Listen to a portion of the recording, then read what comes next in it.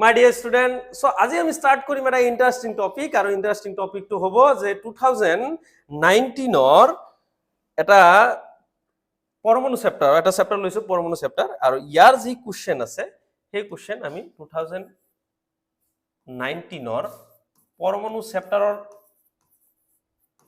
চেপ্টাৰৰ যি previous ইয়াৰৰ question আছে সেইখিনি চাই দিম। প্ৰিভিয়াছ ইয়াৰৰ এই কাৰণে চাব লাগে যাতে তোমাৰ কি হয় ফিউচাৰ এক্সামত কেনেকুৱা কুৱেশ্যন আহিব তুমি আইডিয়া পাই যোৱা। এই চেপ্টাৰটো সাধাৰণতে 4 মাৰ্ক বা 5 মাৰ্ক আহে, তো ইয়াতে এইটো 19ত কি আহিছিল 4 মাৰ্কৰ আহিছিল। চ' আমি প্ৰথম কুৱেশ্যন যিটো আছে এইটো চাই লৈছো। তো প্ৰথম কুৱেশ্যন কেনেকুৱা, এইটো প্ৰথম কুৱেশ্যন যে হাইড্ৰজেন পৰমাণুৰ প্ৰথম কক্ষপথৰ ব্যাসাৰ্ধ 5.3 × 10⁻11 মিটাৰ হলে তৃতীয় কক্ষপথৰ ব্যাসাৰ্ধ কিমান? মই অলপ জুম কৰি দেখাই দিছো, কুৱেশ্যনটো ডাঙৰ কৰি দেখাই দিছো। ওকে, সবে দেখা পাই আছা? হাইড্ৰজেন পৰমাণুৰ প্ৰথম কক্ষপথৰ ব্যাসাৰ্ধ ইমান হলে তৃতীয় কক্ষপথৰ ব্যাসাৰ্ধ কিমান? তো প্ৰথম কক্ষপথৰ ব্যাসাৰ্ধৰ ফৰ্মুলা কি? একচুয়ালি হাইড্ৰজেন পৰমাণুৰ যেটো ব্যাসাৰ্ধৰ ফৰ্মুলা এইটো ইম্পৰ্টেন্ট। তো ব্যাসাৰ্ধৰ ফৰ্মুলা কি আছিল? আমি সবে জানো ব্যাসাৰ্ধৰ ফৰ্মুলা যে যেটো বৰৰ যেটো তত্ত্ব আছিল, এই বৰৰ তত্ত্বৰ মতে কি আছিল? তাতে অলৰেডি ব্যাসাৰ্ধৰ ফৰ্মুলা আছিল যে r = ফৰ্মুলা আছিল r = এটো প্ৰথম কক্ষপথত দিয়াই আছে 5.3 × 10⁻11 × n² মিটাৰ। এই n টো হল প্ৰথম কক্ষপথ নে দ্বিতীয় কক্ষপথ নে তৃতীয় কক্ষপথ? প্রথম কক্ষপথ হলে n = 1 হব, দ্বিতীয় হলে 2, তৃতীয় হলে 3। সিম্পল, একদম সিম্পল। সো ইমান সিম্পল যে মানে খালি এনসিআরটি যদি কোনোবাই ভালকে পঢ়ে 100% আনসার কৰিব পাৰিব। সো ইয়াতে আমি n ৰ মান খালি কি দিম? 3 দিম, 3² দিম। ওকে, কি কৈছে এইটো? তৃতীয় কক্ষপথৰ কথা কৈছে যে সেইকাৰণে আমি n ৰ মান কি বহাই দিছো? 3 বহাই দিছো। তো সিম্পল, এই দুটা পূরণ কৰি দিয়া, এইটো 9 হ'ব ইনটু 10⁻11, ইয়াতে মিটার দি দিবা, ইয়াতে মিটার দি দিবা।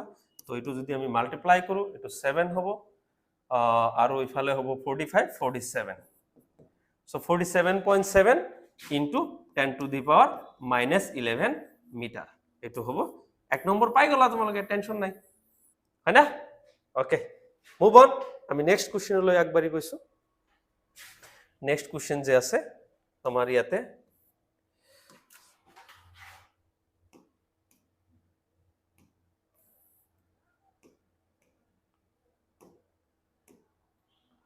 সো নেক্সট কুৱেশ্যন হ'ব এইটো। যদি বেলেগ চেপ্টাৰৰ কোনো কুৱেশ্যন লাগে ক'লে হ'ল, মই আজি এটা সলভ কৰি দি আছো। সো নেক্সট কুৱেশ্যনটো অলপ চাও জুম কৰি কেনেকুৱা দেখা যায়। ওকে, চোৱা। আৰে বাবা এনেকুৱা কিয় হোৱা? অলপ সিধা হৈ থাকা, চাইছা না? সিধা হৈ থাকা নাই, কি কৰো? এতিয়া ট্ৰাই কৰিছো সিধা কৰিবৰ কাৰণে। সিধা হৈ থাক। ওকে, এটা সিধা হৈছে। যিয়ে নহওক বুজি পালে হ'ল, কুৱেশ্যনটো বুজি দেখুৱা যে পৰমাণু এটাত থকা ইলেক্ট্ৰন এটাৰ মুঠ শক্তি ঋণাত্মক, আৰু ই হল E = -e²/8πε0। ঋণাত্মক শক্তিৰ তাৎপৰ্য কি? এইটো আমি কি কৰিব লাগে? সলভ কৰিব লাগে। এইটো একচুয়ালি আহিছে ৰাদাৰফোৰ্ডৰ মডেলৰ পৰা, আৰু আগৰ যেটো কুৱেশ্যন 1 নম্বৰৰ কুৱেশ্যনটো সলভ কৰি দিলো হেতু আছিল বৰৰ পৰা। তো আলটিমেটলি এইটো চেপ্টাৰত ঘূৰি ঘূৰি ৰাদাৰফোৰ্ড আৰু বৰে আহে, হয়নে? তো আমি চাই আছো এইটো কুৱেশ্যনত সলিউশন চাই আছো।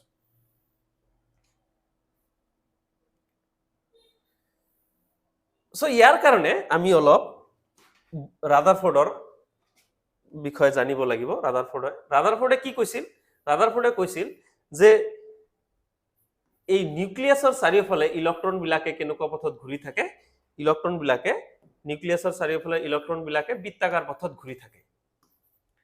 এটা ৰাদাৰফোৰ্ডে কৈছিল যে নিউক্লিয়াছৰ চাৰিওফালে ইলেক্ট্ৰন বিলাক যে বৃত্তাকাৰ পথত ঘূৰি থাকিব, এই বৃত্তাকাৰ পথত ঘূৰি থাকিবলৈ অভিকেন্দ্ৰিক বল লাগিব। এই অভিকেন্দ্ৰিক বল কোনে যোগান ধৰিব? যে নিউক্লিয়াছৰ চাৰিওফালে বৃত্তাকাৰ পথত ঘূৰি থাকিবলৈ অভিকেন্দ্ৰিক বল লাগিব, এইটো মই এফ সাপেক্ষ চি দি ডিনোট কৰিছো। এইটো কোনে যোগান ধৰিব? এই নিউক্লিয়াছ আৰু ইলেক্ট্ৰনৰ মাজত থকা আকৰ্ষণ বলে যোগান ধৰিব। তো নিউক্লিয়াছ আৰু ইলেক্ট্ৰনৰ মাজত আকৰ্ষণ বল যেটো, এইটো কোনে বৈদ্যুতিক আকৰ্ষণ বল কোনে দিয়ে? কুলম্বৰ ফোৰ্সে দিয়ে। তো কুলম্বৰ ফোৰ্সক আমি এফ সাপেক্ষ ই দি ডিনোট কৰিছো। কুলম্বৰ ফোৰ্সৰ ফৰ্মুলা কিমান? 1/4 pi epsilon not E square by R square, ব্যাসাৰ্ধ ধৰিছো আৰ। আৰু এফ সাপেক্ষ চি অভিকেন্দ্ৰিক বলৰ ফৰ্মুলা কিমান? এটো 5 নম্বৰ চেপ্টাৰত পাইছে এসএস ফাৰ্স্ট ইয়াৰৰ, mv স্কয়াৰ বাই r, সৰি এটো r স্কয়াৰ হ'ব। 1 কুলম্বৰ সূত্ৰ হল 1/4 pi epsilon not e square by r square. So ইয়াতে যদি মই এটা r কাটি দিও, ক্যান্সেল কৰি দিও, এটা r ইয়াৰ পৰা এটা r ক্যান্সেল কৰি দিও, তো বাকি থাকে কি ইয়াতে আমি চাই লম।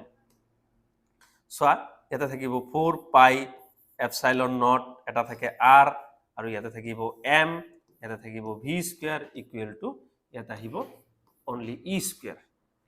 সো আমি ইয়াৰ পৰা v স্কয়াৰ টু এটো v স্কয়াৰ টু ৰাখি দিছো। v স্কয়ার ইকুয়াল টু হ'ব e square by 4 pi epsilon naught m r। Okay, very simple. So এটো আমি পালো যে আমি এনেকে লিখিম, স্টার্টিং এনেকে কৰিম যে আমি জানো যে ৰাদাৰফৰ্ডৰ আৰ্হি মতে নিউক্লিয়াছৰ চাৰিওফালে ইলেক্ট্ৰন বিলাক ঘূৰি থাকে। এই ইলেক্ট্ৰন বিলাকৰ চাৰিওফালে ঘূৰিবলৈ প্ৰয়োজনীয় অভিকেন্দ্ৰিক বল ইলেক্ট্ৰন আৰু নিউক্লিয়াছৰ মাজত থকা আকৰ্ষণ বলে যোগান ধৰে। ওকে, সো আমি ভি স্কয়াৰৰ মান পাই গলো। এতিয়া আমি মুভ অন কৰিছো লক। এতিয়া আমি এই ইলেক্ট্ৰন বিলাকৰ কি চাম? এই ইলেক্ট্ৰন বিলাকৰ গতি শক্তি চাম।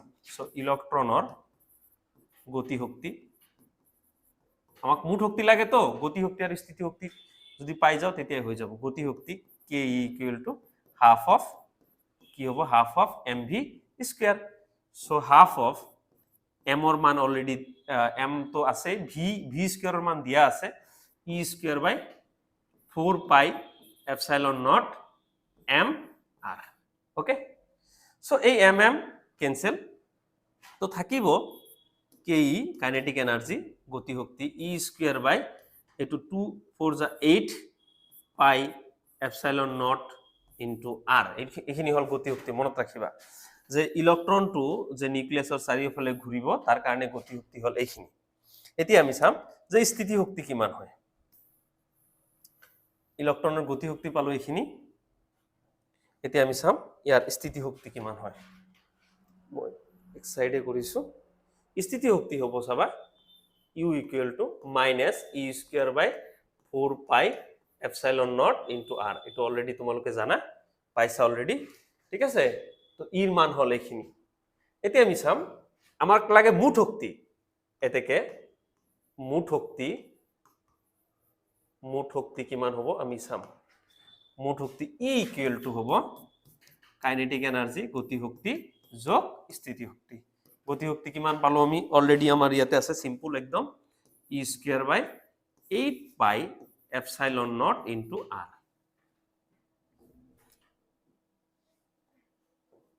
Okay, 8 pi epsilon naught into r। আৰু স্থিতি শক্তি হ'ব কিমান? Minus E square by 8 pi epsilon not r। Sorry 8 নহয়, এটো 4 আছে ইয়াতে।